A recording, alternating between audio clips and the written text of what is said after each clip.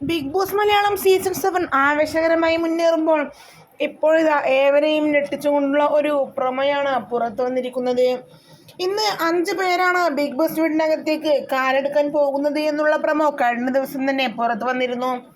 അത് കണ്ട് എല്ലാവരും ഒന്ന് ഞെട്ടിയെന്ന് തന്നെ പറയാം.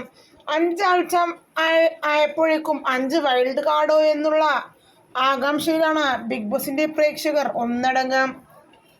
ഇപ്പോഴിതാ മസ്താനിയും ജിഷിനും വീട്ടിൽ കയറി എന്നുള്ള റിപ്പോർട്ടുകളാണ് ഇതിനോടകം തന്നെ പുറത്തു വരുന്നത്. എന്തായാലും ഇരുവരും ശരത്തിനെയും അപ്പാനി ശരത്തിനെയും അതുപോലെ തന്നെ അക്ബറിനെയും എല്ലാം തന്നെ പൊളിച്ചടുക്കുമോ എന്ന ചോദ്യവുമായും ആരാധകർ രംഗത്തെത്തുന്നു.